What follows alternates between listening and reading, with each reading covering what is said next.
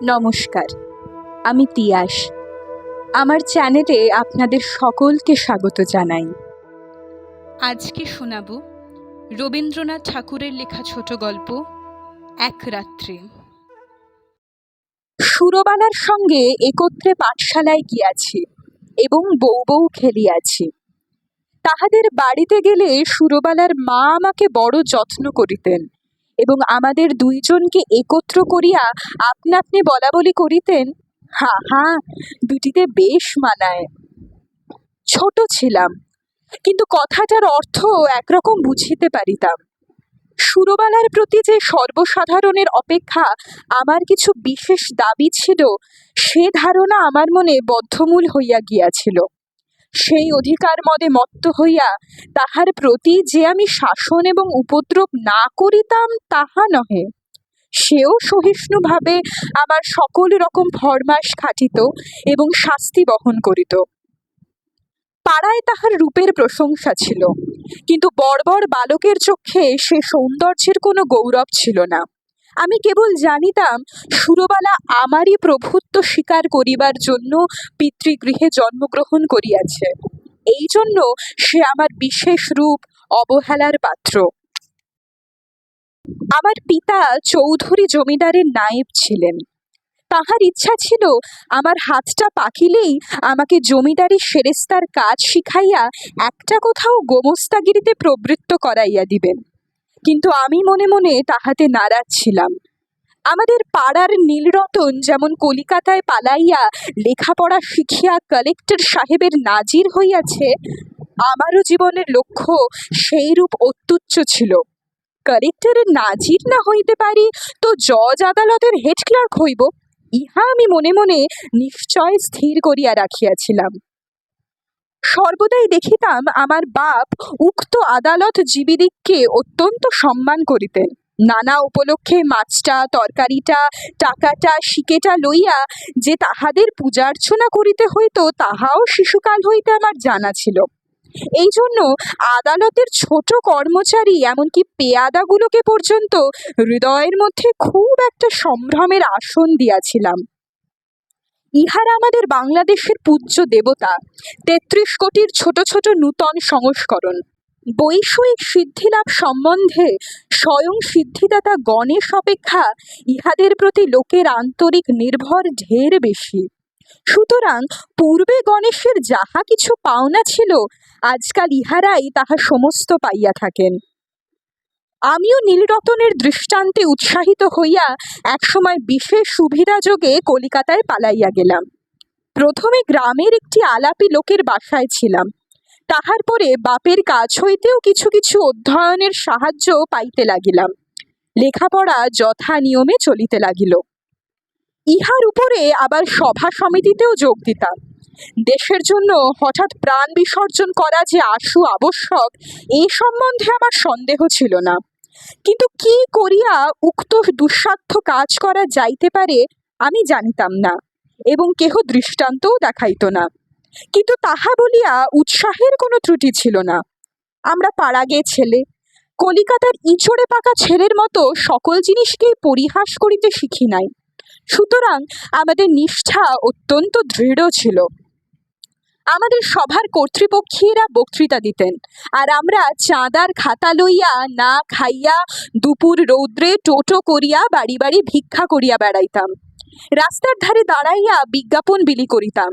সভাস্থলে গিয়া বেঞ্চি চৌকি সাজাইতাম। দলপতির নামে কেহ একটা কথা বলিলে কোমর বাঁধিয়া মারামারি করিতে উদ্যত হইতাম। শহরের ছেলেরা এই সব লক্ষণ দেখিয়া আমাদিগকে বাঙাল বলিত।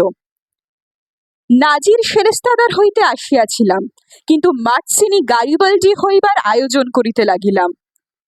এমন সময় আমার পিতা এবং সুরবালার পিতা একমত হইয়া সুরবালার সহিত আমার বিবাহের জন্য উদ্যোগী হইলেন। আমি ১৫ বৎসর বয়সের সময় কলিকাতায় পালাইয়া আসি। তখন সুরবালার বয়স ৮, এখন আমি ১৮। পিতার মতে আমার বিবাহের বয়স ক্রমে উত্তীর্ণ হইয়া যাইতেছে, কিন্তু এদিকে আমি মনে মনে প্রতিজ্ঞা করিয়াছি আজীবন বিবাহ না করিয়া স্বদেশের জন্য মরিব। বাপকে বলিলাম, বিদ্যাভ্যাস সম্পূর্ণ সমাধা না করিয়া বিবাহ করিব না। 2-4 মাসের মধ্যে খবর পাইলাম উকিল রামলোচন বাবুর সহিত সুরবালার বিবাহ হইয়া গিয়াছে। পতিত ভারতের চাঁদা আদায় কার্যে ব্যস্ত ছিলাম। এই সংবাদ অত্যন্ত তুচ্ছ বোধ হইল।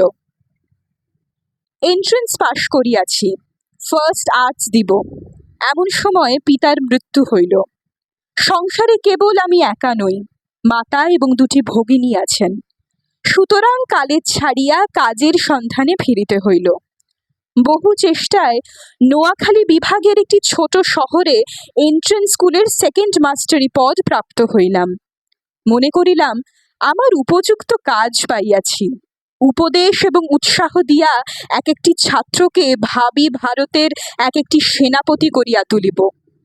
কাজ আরম্ভ করিয়া দিলাম।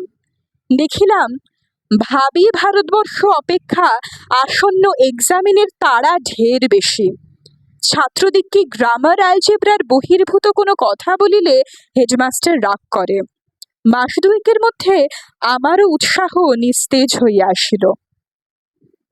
আমাদের মতো প্রতিভাহীন লোক ঘরে বসিয়া নানারূপ কল্পনা করে, অবশেষে কার্যক্ষেত্রে নামিয়া ঘাড়ে লাঙল বহিয়া পশ্চাৎ হইতে লেজমোলা খাইয়া নত শিরে সহিষ্ণুভাবে প্রাত্যহিক মাটি ভাঙার কাজ করিয়া সন্ধ্যাবেলায় 1 পেট জাবনা খাইতে পাইলেই সন্তুষ্ট থাকে। লম্ফে ঝম্পে আর উৎসাহ থাকে না। অগ্নিদাহের আশঙ্কায় একজন করিয়া মাস্টার স্কুলের ঘরেই বাস করিত। আমি একা মানুষ, আমার উপরেই সেই ভার পড়িয়াছিল। স্কুলের বড় 8 চালার সংলগ্ন একটি চালায় আমি বাস করিতাম। স্কুল ঘরটি লোকালয় হইতে কিছু দূরে একটি বড় পুষ্করিণীর ধারে। চারিদিকে সুপারি, নারিকেল এবং মাদারের গাছ, এবং স্কুল গৃহের প্রায় গায়ে 2টা প্রকাণ্ড বৃদ্ধ নিম গাছ গায়ে গায়ে সংলগ্ন হইয়া ছায়াদান করিতেছে। একটা কথা এতদিন উল্লেখ করি নাই এবং এতদিন উল্লেখযোগ্য বলিয়া মনে হয় নাই। এখানকার সরকারি উকিল রামলোচন রায়ের বাসা আমাদের স্কুল ঘরের অনতি দূরে, এবং তাহার সঙ্গে তাহার স্ত্রী আমার বাল্য সখী সুরবালা ছিল, তাহা আমার জানা ছিল। রামলোচন বাবুর সঙ্গে আমার আলাপ হইল। সুরবালার সহিত বাল্যকালে আমার জানাশোনা ছিল, তাহা রামলোচন বাবু জানিতেন কিনা জানি না। আমিও নূতন পরিচয়ে সে সম্বন্ধে কোনো কথা বলা সঙ্গত বোধ করিলাম না, এবং সুরবালা যে কোনো কালে আমার জীবনের সঙ্গে কোনো রূপে জড়িত ছিল সে কথা আমার ভালো করিয়া মনে উদয় হইল না। একদিন ছুটির দিনে রামলোচন বাবুর বাসায় তাহার সহিত সাক্ষাৎ করিতে গিয়াছি। মনে নাই কি বিষয়ে আলোচনা হইতেছিল, বোধ করি বর্তমান ভারতবর্ষের দুরবস্থা সম্বন্ধে। তিনি যে সেজন্য বিশেষ চিন্তিত এবং ম্রিয়মাণ ছিলেন তাহা নহে, কিন্তু বিষয়টা এমন যে তামাক টানিতে টানিতে এ সম্বন্ধে ঘণ্টাখানেক দেড়েক অনর্গল শখের দুঃখ করা যাইতে পারে। এমন সময় পাশের ঘরে অত্যন্ত মৃদু একটা চুড়ির টুংটাং, কাপড়ের একটুখানি খসখস এবং পায়েরও একটুখানি শব্দ শুনিতে পাইলাম। বেশ বুঝিতে পারিলাম জানালার ফাঁক দিয়া কোনো কৌতূহলপূর্ণ নেত্র আমাকে নিরীক্ষণ করিতেছে। তৎক্ষণাৎ 2খানি চোখ আমার মনে পড়িয়া গেল। বিশ্বাস, সরলতা এবং শৈশব প্রীতিতে ঢলঢল 2খানি বড় বড় চোখ, কালো কালো তারা, ঘন কৃষ্ণ পল্লব, স্থির স্নিগ্ধ দৃষ্টি।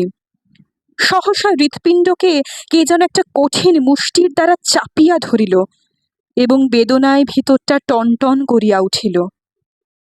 বাসায় ফিরিয়া আসিলাম, কিন্তু সেই ব্যথা লাগিয়া রহিল। লিখি পড়ি যাহা করি কিছুতেই মনের ভার দূর হয় না। মনটা সহসা একটা বৃহৎ বোঝার মতো হইয়া বুকের শিরা ধরিয়া দুলিতে লাগিল। সন্ধ্যাবেলায় একটু স্থির হইয়া ভাবিতে লাগিলাম, এমনটা হইল কেন? মনের মধ্য হইতে উত্তর আসিল, তোমার সে সুরবালা কোথায় গেল? আমি প্রত্যুত্তরে বলিলাম, আমি তো তাহাকে ইচ্ছা করিয়া ছাড়িয়া দিয়াছি, সে কি চিরকাল আমার জন্য বসিয়া থাকিবে? মনের ভিতরে কে বলিল, তখন যাহাকে ইচ্ছা করিলেই পাইতে পারিতে, এখন মাথা খুঁড়িয়া মরিলেও তাহাকে একবার চক্ষে দেখিবার অধিকারটুকুও পাইবে না। সেই শৈশবের সুরবালা তোমার যত কাছেই থাকুক, তাহার চুড়ির শব্দ শুনিতে পাও, তাহার মাথা ঘষার গন্ধ অনুভব করো, কিন্তু মাঝখানে বরাবর একখানি করিয়া দেয়াল থাকিবে। আমি বলিলাম, তা থাক না, সুরবালা আমার কে? উত্তর শুনিলাম, সুরবালা আজ তোমার কেহই নয়, কিন্তু সুরবালা তোমার কি না হইতে পারিত। সে কথা সত্য, সুরবালা আমার কি না হইতে পারিত। আমার সবচেয়ে অন্তরঙ্গ, আমার সবচেয়ে নিকটবর্তী, আমার জীবনের সমস্ত সুখ দুঃখ ভাগিনী হইতে পারিত। সে আজ এত দূর, এত পর, আজ তাহাকে দেখা নিষেধ, তাহার সঙ্গে কথা কওয়া দোষ, তাহার বিষয়ে চিন্তা করা পাপ। আর একটা রামলোচন, কোথাও কিছু নাই, হঠাৎ আসিয়া উপস্থিত, কেবল গোটা দুয়েক মুখস্থ মন্ত্র পড়িয়া সুরবালাকে পৃথিবীর আর সকলের নিকট হইতে এক মুহূর্তে ছো মারিয়া লইয়া গেল। আমি মানব সমাজে নূতন নীতি প্রচার করিতে বসি নাই, সমাজ ভাঙিতেও আসি নাই, বন্ধন ছিঁড়িতেও চাই না। আমি আমার মনের প্রকৃত ভাবটা ব্যক্ত করিতেছি মাত্র। আপন মনে যে সকল ভাব উদয় হয়, তাহার কি সবই বিবেচনা সঙ্গত? রামলোচনের গৃহভিত্তির আড়ালে যে সুরবালা বিরাজ করিতেছিল, সে যে রামলোচনের অপেক্ষাও বেশি করিয়া আমার, এ কথা আমি কিছুতেই মন হইতে তাড়াইতে পারিতেছিলাম না। এরূপ চিন্তা নিতান্ত অসঙ্গত এবং অন্যায়, তাহা স্বীকার করি, কিন্তু অস্বাভাবিক নহে। এখন হইতে আর কোনো কাজে মনোসংযোগ করিতে পারি না। দুপুরবেলায় ক্লাসে যখন ছাত্রেরা গুনগুন করিতে থাকিত, বাহিরে সমস্ত ঝাঁ ঝাঁ করিত, ঈষৎ উত্তপ্ত বাতাসে নিম গাছের পুষ্প মঞ্জুরির সুগন্ধ বহন করিয়া আনিত, তখন ইচ্ছা করিত, কি ইচ্ছা করিত জানি না, এই পর্যন্ত বলিতে পারি, ভারতবর্ষের এই সমস্ত ভাবী আশ্বাসপদ দিগের ব্যাকরণের ভ্রম সংশোধন করিয়া জীবনযাপন করিতে ইচ্ছা করিত না। স্কুলের ছুটি হইয়া গেলে আমার বৃহৎ ঘরে একলা থাকিতে মন টিকিত না, অথচ কোনো ভদ্রলোক দেখা করিতে আসিলেও অসহ্য বোধ হইত। সন্ধ্যাবেলায় পুষ্করিণীর ধারে সুপারি নারিকেলের অর্থহীন মর্মর ধ্বনি শুনিতে শুনিতে ভাবিতাম, মনুষ্য সমাজ একটা জটিল ভ্রমের জাল। ঠিক সময় ঠিক কাজ করিতে কাহারও মনে পড়ে না, তাহার পরে বেঠিক সময় বেঠিক বাসনা লইয়া অস্থির হইয়া মরে। তোমার মতো লোক সুরবালার স্বামীটি হইয়া বুড়া বয়স পর্যন্ত বেশ সুখে থাকিতে পারিত। তুমি কি না হইতে গেলে গাড়িবালটি, এবং হইলে শেষে একটি পাড়াগে স্কুলের সেকেন্ড মাস্টার। আর রামলোচন রায় উকিল, তাহার বিশেষ করিয়া সুরবালারই স্বামী হইবার কোনো জরুরি আবশ্যক ছিল না। বিবাহের পূর্ব মুহূর্ত পর্যন্ত তাহার পক্ষে সুরবালাও যেমন, ভবশঙ্করীও তেমন। সেই কিনা কিছুমাত্র না ভাবিয়া চিন্তিয়া বিবাহ করিয়া সরকারি উকিল হইয়া দিব্য 5 টাকা রোজগার করিতেছে।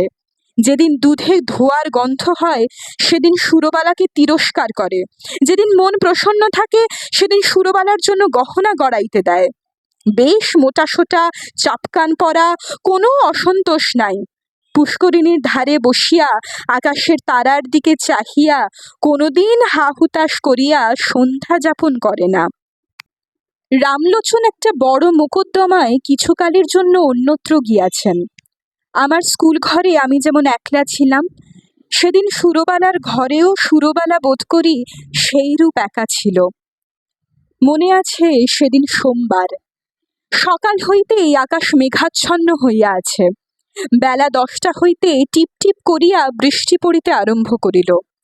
আকাশের ভাবগতিক দেখিয়া হেডমাস্টার সকাল সকাল স্কুলের ছুটি দিলেন।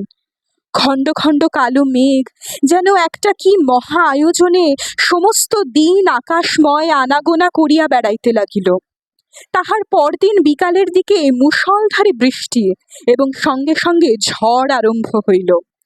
যত রাত্রি হইতে লাগিল, বৃষ্টি এবং ঝড়ের বেগ বাড়িতে লাগিল। প্রথমে পূর্ব দিক হইতে বাতাস বহিতেছিল, ক্রমে উত্তর এবং উত্তর পূর্ব হইতে বহিতে লাগিল। এ রাত্রি ঘুমাইবার চেষ্টা করা বৃথা। মনে পড়িল এই দুর্যোগে সুরবালা ঘরে একলা আছে। আমাদের স্কুল ঘর তাহাদের ঘরের অপেক্ষা অনেক মজবুত। কতবার মনে করিলাম তাহাকে স্কুল ঘরে ডাকিয়া আনিয়া আমি পুষ্করিণীর পাড়ের উপর রাত্রি যাপন করিব, কিন্তু কিছুতেই মন স্থির করিয়া উঠিতে পারিলাম না। রাত্রি যখন 1টা-1:30 হইবে, হঠাৎ বাণীর ডাক শোনা গেল। সমুদ্র ছুটিয়া আসিতেছে। ঘর ছাড়িয়া বাহির হইলাম, সুরবালার বাড়ির দিকে চলিলাম। পথে আমাদের পুষ্করিণীর পাড়, সে পর্যন্ত যাইতে না যাইতে আমার হাঁটু জল হইল।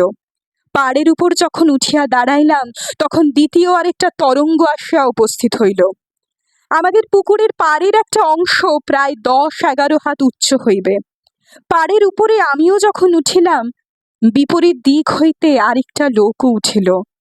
লোকটি কে তাহা আমার সমস্ত অন্তরাত্মা আমার মাথা হইতে পা পর্যন্ত বুঝিতে পারিল, এবং সেও যে আমাকে জানিতে পারিল তাহাতে আমার সন্দেহ নাই। আর সমস্ত জলমগ্ন হইয়া গেছে।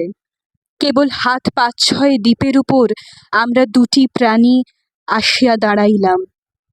তখন প্রলয়কাল, তখন আকাশে তারার আলো ছিল না, এবং পৃথিবীর সমস্ত প্রদীপ নিবিয়া গেছে। তখন একটা কথা বলিলেও ক্ষতি ছিল না, কিন্তু একটা কথাও বলা গেল না। কেহ কাহাকেও একটা কুশল প্রশ্নও করিল না। কেবল দুইজনে অন্ধকারের দিকে চাহিয়া রহিলাম। পদতলে গাঢ় কৃষ্ণবর্ণ উন্মত্ত মৃত্যু স্রোত গর্জন করিয়া ছুটিয়া চলিল। আজ সমস্ত বিশ্ব সংসার ছাড়িয়া সুরবালা আমার কাছে আসিয়া দাঁড়াইয়াছে। আজ আমি ছাড়া সুরবালার আর কেহ নাই। কবেকার সেই শৈশবে সুরবালা কোন এক জন্মান্তর, কোন এক পুরাতন রহস্য অন্ধকার হইতে ভাসিয়া এই সূর্য চন্দ্রালোকিত লোকপরিপূর্ণ পৃথিবীর উপরে আমারই পার্শ্বে আসিয়া সংলগ্ন হইয়াছিল। আর আজ কতদিন পরে সেই আলোকময় লোকময় পৃথিবী ছাড়িয়া এই ভয়ঙ্কর জনশূন্য প্রলয় অন্ধকারের মধ্যে সুরবালা একাকিনী আমারই পার্শ্বে আসিয়া উপনীত হইয়াছে। জন্মস্রোতে সেই নবকলিকাকে আমার কাছে আনিয়া ফেলিয়াছিল। মৃত্যুস্রোতে সেই বিকশিত পুষ্পটিকে আমারই কাছে আনিয়া ফেলিয়াছে। এখন কেবল আর একটা ঢেউ আসিলেই পৃথিবীর এই প্রান্তটুকু হইতে, বিচ্ছেদের এই বৃন্তটুকু হইতে খসিয়া আমরা দুজনে এক হইয়া যাই। সে ঢেউ না আসুক, স্বামী পুত্র গৃহ ধন জন লইয়া সুরবালা চিরদিন সুখে থাকুক। আমি এই এক রাত্রে মহাপ্রলয়ের তীরে দাঁড়াইয়া অনন্ত আনন্দের আস্বাদ পাইয়াছি। রাত্রি প্রায় শেষ হইয়া আসিল।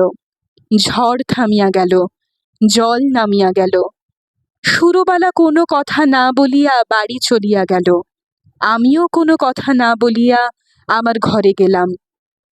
ভাবিলাম, আমার নাজিরও হই নাই, সেরেস্তাদারও হই নাই, গারিবালদিও হই নাই।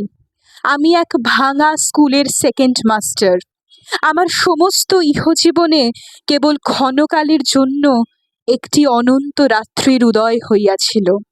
আমার পরমায়ুর সমস্ত দিন রাত্রির মধ্যে সেই একটি মাত্র রাত্রি আমার তুচ্ছ জীবনের একমাত্র চরম সার্থকতা। প্রতি রবিবার করে আপনাদের জন্য নিয়ে আসব বাংলা সাহিত্যের এমনই কিছু কালজয়ী সৃষ্টি। আমার চ্যানেলটি যদি আপনাদের ভালো লেগে থাকে তাহলে আমাকে অবশ্যই জানাবেন এবং সাবস্ক্রাইব করবেন। আজকের মতো এখানেই বিদায় নিচ্ছি। সকলে ভালো থাকবেন। নমস্কার।